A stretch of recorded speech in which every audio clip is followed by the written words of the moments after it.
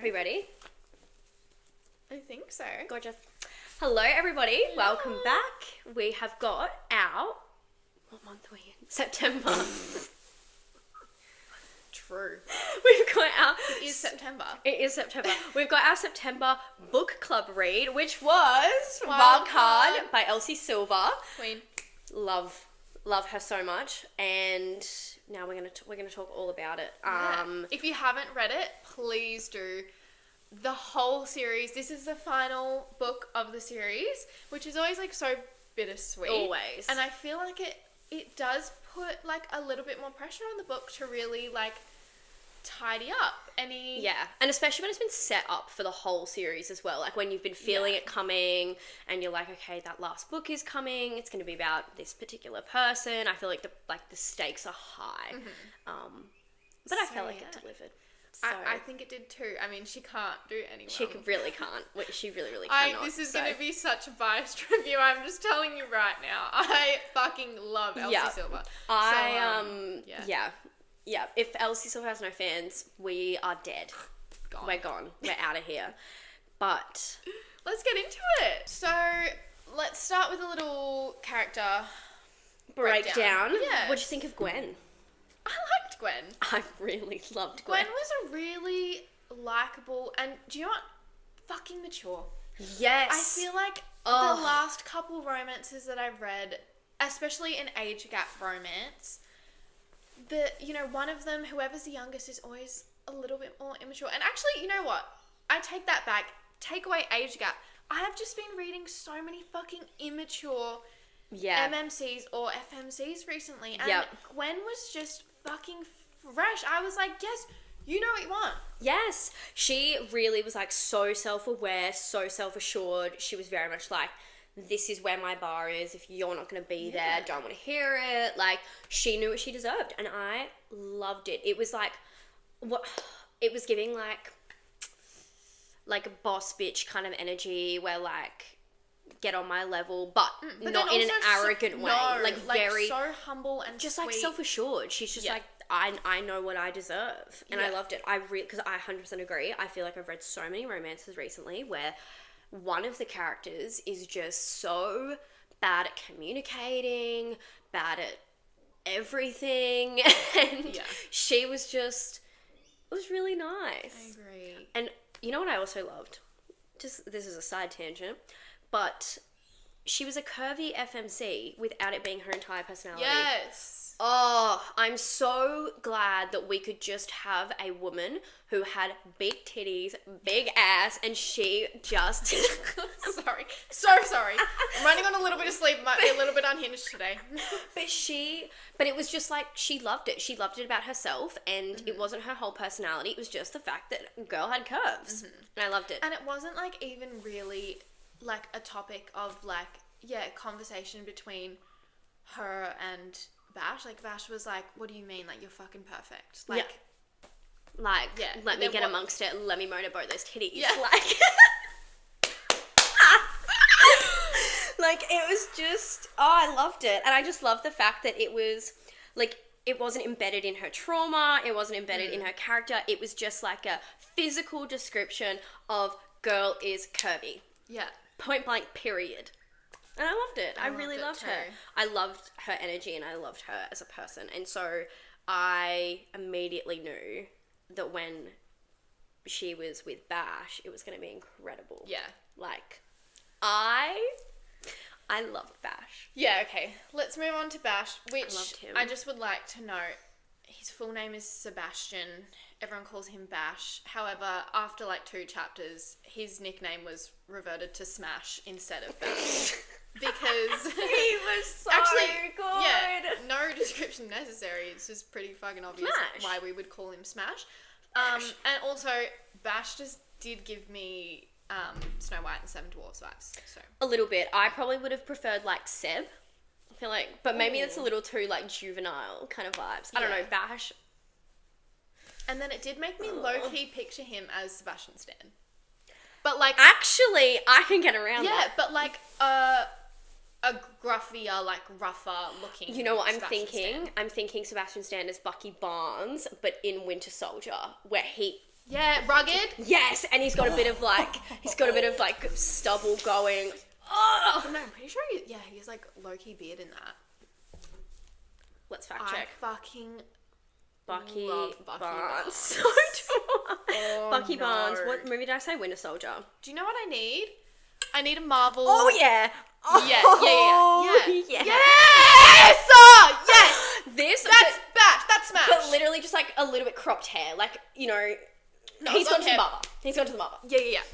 He's got that like salt and peppery, like maybe like. No, he does. He's literally got grey in his beard. Oh. Whew. Yes. Okay. Well, I just want to, Elsie, I know you're putting together a Rose Hill TV series. Let's get Sebastian Stan on the lineup. Yeah. ASAP. And Glen Powell's West. Thank you. Thank you. Mm-hmm. Thank you, Fish. Just note that one down. Thank you. Anyway, back to Bash. I really loved him. I really, really did.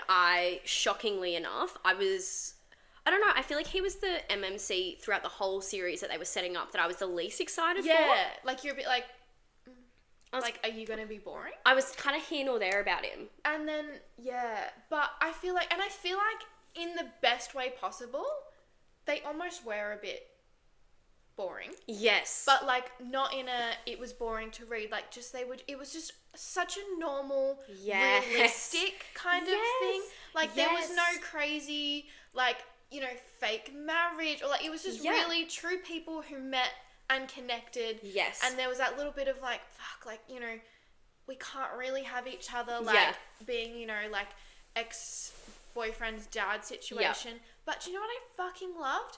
How they were just like, but you know what? No, I want you. Yeah. And I'm going to put my feelings first. Yeah. Which is so fresh. It's so nice. And I loved the fact that there was just like normal acts of love. Like, there was a scene where, what did they do? But they were like, she was like, I just want to have a nap. And he's like, okay, I'll pop some sport on the TV and you can lie on the couch and you can have a nap and we can just hang out together. And I was just like, that is what it's like being in a relationship. Like, literally last night, I was sat on the couch reading my book. My fiance was watching the AFL, and we were just in each other's space together. It was so normal, and I really, really loved it.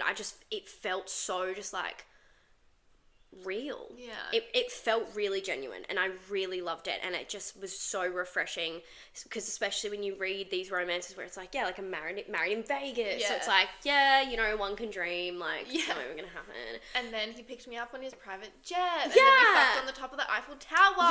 And we just, like, did all these crazy things, whereas this just felt like we're in each other's space, we can't resist each other, and you know what, my feelings are valid, and I'm going to honour them, and that means me being with you. I need to actually be selfish for once in my life and take what I know I deserve. Absolutely. But yeah, I really, really loved that scene where they were just like lying on the couch and cuddling, and I was just like, that is so, so cute. It just felt really refreshing and so really genuine and really normal. And I loved it. I loved how normal it felt. I just remember reading that scene and he started rubbing her feet and I looked at Charlie and I was like, not this Charlie. Different Charlie. Boyfriend Charlie, and I was like, hey buddy. Excuse me. But that's literally what I do. I literally lie on the couch and I stretch my feet out and I put them on his lap and I go, can you please rub my feet? I just want to be close. Like, I love a relationship that, you know, you're not needed. You just physically like to be in each other's space, but like do your own thing. Yeah. That's very much my relationship. It's your relationship. It's just, I think it's an adult relationship. Nice. I think it's genuinely what an adult relationship is, where it's like, we don't have to be going on dates all the time. We don't have to be going on holidays and grand trips and doing these like big grand declarations of love or anything. I like just hanging out in the same space, doing our own thing, whether that is me reading a book or me doing this or that, and he's watching TV and I'm in the kitchen cooking or whatever it is. Like, whatever that looks like, that just being in each other's space and having like casual conversation about whatever, and that's what it felt like. It was so, so refreshing. And I really, really liked, I think that's what made their relationship one of my favorites, was the fact that they were just so normal and so chill. So big fan of that. Awesome. Okay, plot notes, things that you pulled up on when you were reading. All right, I'll start us off. I audibly, out loud, into the abyss of my home went, oh, fuck, when he found out about the son and the revelation about the son and how he had a son and the mum basically, like, chucked about the picture, like, the whole revelation around that, audibly out loud went, oh, fuck. Yeah. Yeah, really, really took me by surprise. Yeah, okay. Yeah. Also, at the party, when he punched the wall, I literally wrote, dude, I'm punching the wall with him. What an insane situation to be in. Also, it's so toxic in me, but why is that so hot? I know, like, so pent up. I mean, I just love a feral for you. Yeah. MMC. Yeah. I'm literally just going through my notes, by the way, that I took as I read. There are generational daddy issues going on. Was my next one. When they were all sort of unpacking their daddy issues as they went, I went, ooh, apple doesn't fall far from the tree, guys. Mm-hmm. The whole thing going on here. Then in all capital letters, I had Emmett next MMC you. No. Wait. Okay, Yeah. first of all, I have a couple of theories. First of all, obviously, I think it's going to be Emmett and Theo's sister Julia, first book of the new series. That's my theory. Second of all, I think we're going to get Trip's book in the next. I think that's going to be I also was thinking that he might, have He one. was too big of a character in this book for Elsie to just go, all right, sort yourself out, lovey. I think we're definitely going to get so his book. if any of you missed it, Emmett's appearance towards the end of the book, he is going to be the next MMC for Elsie Silver's new series coming out in May next year. I think the first book's called Fever Dream, and it's set in Emerald Lake, which is so exciting. And if you missed that as well, Emmett, if that sounds familiar to you at all, if you've read Flawless, he makes an appearance in that where he is the one in the bar that puts the hat on Summer's head and kicks off the feralness in Rhett. Yes. So thank you, Emmett. Love you. And I'm so excited for another I really am. riding I'm romance. ready to go back to that. And also we know that Theo's sister Julia works as a vet, I believe, in Emerald Lake. That was kind of set up in Chestnut Springs. So Elsie has confirmed that we've already met the FMC, and this was prior to Emmett circled back. So, I then have a bit of a series of notes that I took. It literally goes, book about Clyde when. Came back to make a note about Clyde, forgetting I already had. 5-star character, never stop laughing. Back again for round 3 of Clyde being the best character. About to start a tally of times I've laughed at Clyde. I love Clyde. Yeah. That was all statements in. This book would have had nothing without Clyde. Honestly. He was that character that, makes subtle little appearances throughout the series. Yeah. And you're like, wow, this guy's a cracker. And he just... I fell in love with him too. Yeah, him having a full-fledged moment in this book, I very much was getting, like, Harvey vibes back from Chestnut Springs. Like, I really love these other little random friendships coming in and, the little plot about how Bash donates his kidney to him and all of these things. Like, I just really, really loved it. But Clyde, I highlighted so many things that he said. Like, I just could not stop. Every time he opened his mouth, I was like, this man is so funny. He's so funny. Shit disturber, and we owe their relationship to literally. Like, he was the one that was like, I'm gonna make this happen. Yes, he had a dream, he had a vision, and he committed to it.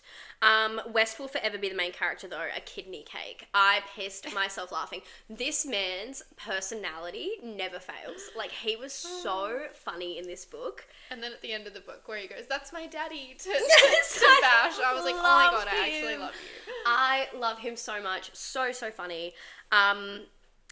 Banter is top tier, easily some of Elsie's best. I genuinely reckon she pulled out all the stops with the banter in this book. I did not stop laughing. It was pretty good. I was literally giggling, kicking my feet. I was reading parts of it out loud to my partner because I was like, you just need to hear how funny this book is. I went through all of my Kindle annotations of Charlie. I was like, and then they said this, and then this, and he was like, that's so great, babe. Like, awesome. I read a whole Spicy Scene out to Kyle on the couch last night.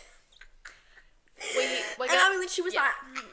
We're going to need to talk about those. Yeah, we'll circle back. And finally, spoilers again, if you've gotten this far and you haven't had enough spoilers, the Beau cameo at the end.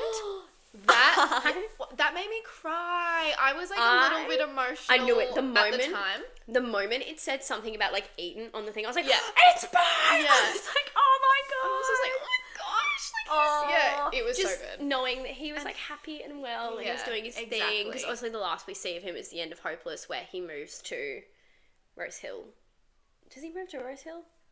He does something and he becomes a firefighter, and him and Bailey have their happy ending and all those things. But yeah, those were my... Does he become a firefighter? Yeah, that's what he does at the end of Hopeless. That's literally the whole end plot, is that he needs to find like purpose and stuff. And so he goes for an interview at a firefighting station. Did you read the book? Yes, but like 2 years ago, whenever it came out. There's literally a whole scene where he goes for a job interview at a firefighting station. Do I need to go and like read it? I might need to have a quick refresher. We can do a quick live reading of Hopeless if you want. Okay. No, it's fine.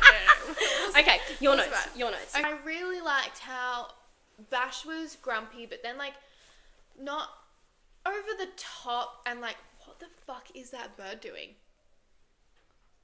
Huh? I've never seen a bird do that. Get it? Get it, babe. Get it. Anyway, yeah, sorry. I like how Bash was like the perfect amount of grumpy, not mean, but just he didn't feel like too tortured, and like he just was his temptations were strong. He was like, I just need to remove myself. Yeah. So I don't have the temptation, because then when we get to the fuck it moment, I highlighted that with fuck it in big capital letters, and like was like punching there. I was like, yes. Yep. I love a fuck it moment. Like, fuck it up. Yes. No. Oh, yeah. No, I agree. I feel like the grumpy was just done perfectly. I would almost not even call him a grumpy character.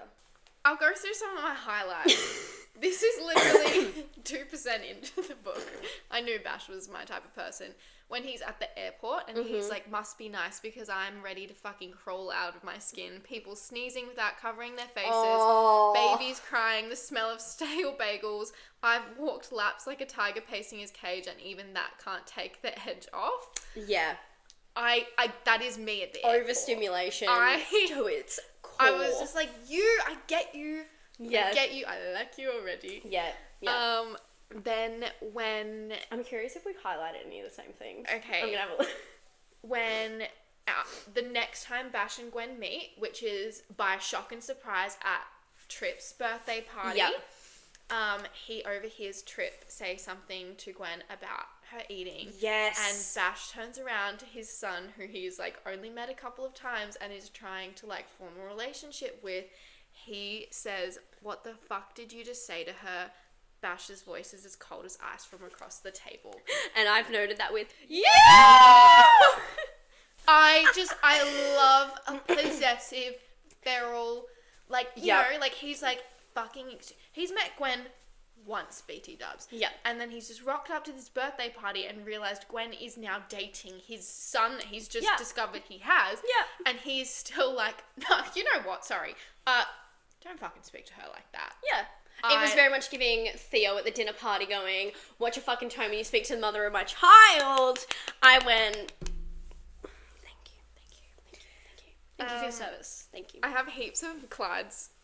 Yes. Oh God, why else do you think I'm out here drinking stupid green beer with you? There are security cameras all over this place, and I'm pretty sure Doris is an undercover agent. His unhinged, like, outlook on life was just fucking hilarious. I loved him. It was like, I was like, you're a freak, and I love it. I also love like I would call it a micro trope of like the first time my girl or my baby happens, but it's a slip of the tongue. Yes. Like there's been no discussion that you are my girl, and again it just comes out. And so when he says coming right up, what my girl wants she gets, I was like, yes! I screamed. I was like, yeah, she is. It's so good. Yeah, I love it. I absolutely love it. I actually just came across a highlight that reminded me of you, and I don't know why. Actually, no, I absolutely do know why. She goes, almost as impressive as the depth of my daddy issues and the uniform kink my upbringing sent me out into the world with. Amen, sister. I get you. I get it. Yeah. Yeah. Because I think I did relate to Gwen and her daddy issues. Yeah, she said, oh wait, who's Fat mate. Yeah, so this was Bash's point of view, yeah. And she goes, I don't think I've ever lived in such a nice house. No, I ask her, hefting my bag over my shoulder, trying not to gawk at her. Nah, army brat, and the houses on base weren't even close. Mum or dad. In the military, my dad. Impressive. And then she goes, almost as impressive as the depth of my daddy issues and the uniform kink my upbringing sent me into the world with. She barks out a laugh and I try not to choke on my own saliva. Jesus, Gwen. Yeah. Yeah. I love that that made you think of me. Yeah, I immediately was like, oh, I don't know if it's a good thing. No. No, I was like, slip. Yeah, that first sex scene in the aeroplane. I yank her panties to the side and run my fingers through her wetness before shoving 2 fingers in. You gonna be a mouthy little tease about this, Gwen? And then followed by, lose the fucking jeans, Gwen, I bite out, trying to hang on to a shred of self-control. Or what, she taunts, twisting her grip again and giving me her best bratty look. Or I'm gonna blow all over your hand instead of your tight little cunt. Yeah. I remember when Elsie Silver Yeah. posted a thing on her Instagram and it was like percentage of the book that she uses her favourite word in, like how far into the book, and it's cunt. Yeah. And I love it. And that would be 67% Thank of the you, way Miss through Elsie. if you were wondering. Yes. Yes. I also love this because this is the absolute child in me. But I love the satisfaction of reading a sex scene and you look down and you're 69% of the way through a book. It's like, hell yeah. The giggles. I actually highlighted a line from... Who said this? Was it Bash or was it Clyde? No, it was Clyde. Of course it was. Of course it was fucking Clyde. He goes, you, my friend, just need to blow a spliff, have a nap, and consider getting a little sun on your perineum. And I said, 5-star sentence. That whole bit was hilarious. Yeah, absolutely love it. Absolutely love it. Balcony scene.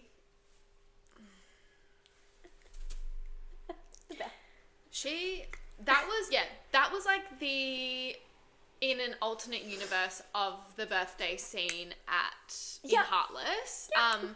I'm sorry. Yeah. I'm sorry, what do you mean? Yeah. I'll just read out a couple of my highlights from that one. I retreat a few steps, plunk down into my favourite chair. Gripping the armrest, I take in the view. Her pale skin seems to catch the fiery pink and orange hues slashing across the sky. Come for me, Gwen, I murmur, keeping my voice low. Let me watch. And then a little bit further down, page later. Gwen, baby, I need you to be quiet. You can scream for me later, but right now I need you to shut your mouth and take this cock like the good girl I know you can be. I highlighted that too. A whole page later, just because we have a bit of a cum kink in this room. When my cum trails down her inner thigh, I could watch that all day. Yeah. I highlighted all of that with I think I've died and gone to heaven because valid reaction. Reckon? Yeah. Yeah. All right. Well, yeah. We're gonna get fucking absolutely. This video is going to get taken down for the feral things that have come out of our mouth. But that's fine. So that's fine. What everybody comes here for. We hope you enjoyed. Final rating of the book. 3, 2, 1. 5 stars. Yeah. Always going to be a 5. I knew before I fucking read the first page it was going to be a 5-star. I went into it a little bit like dubious. I was kind of like, oh, it may or may not be. Like, I never find Elsie writes a bad book, but I always sit between that like 4 and 5, and I was like, maybe 4.5. But I was very easily won over. Like, there's very, very, really not much I would actually change about this book, to be honest. I really, really loved it. So I agree. Yeah, awesome. Fantastic. And ranking of the series, 1 to 4.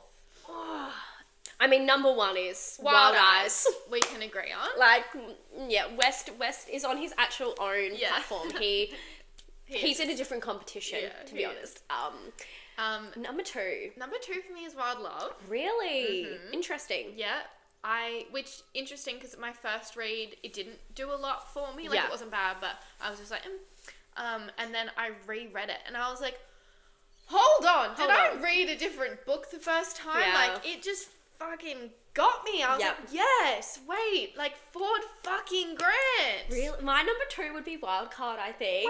Wow. I just really, really loved it. I felt so connected with them, and I really loved it. I really, really loved it. And then for me, Wild Love and Wild Side are kind of like tied for 3rd. That's how I feel with Wildcard and Wild Side. Yeah. I think Wild Card is just above. Yeah, I would probably argue that Wild Love's just above Wild Side. It wasn't that Wild Side was bad. No. I really did love, and it made me cry, which is rare. Yeah, there was just a lot going on in it. Yeah. A lot happening.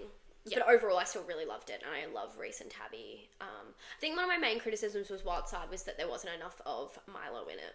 It was meant to be this, like, single dad kind of romance, but, like, it wasn't really. Yeah. Like, there wasn't enough dad-isms in it. Okay. But anyway... Yeah. Thank you guys. Yes, thanks for watching. Thank you. We love you a lot. If you have any recommendations for our October book club read, comment them below. We've got a bit of time, but we'll post it on our Instagram 1st of October once we have it, and then you can read along and we'll make a video for next month. But otherwise, we will see you next week. We will see you then. Bye.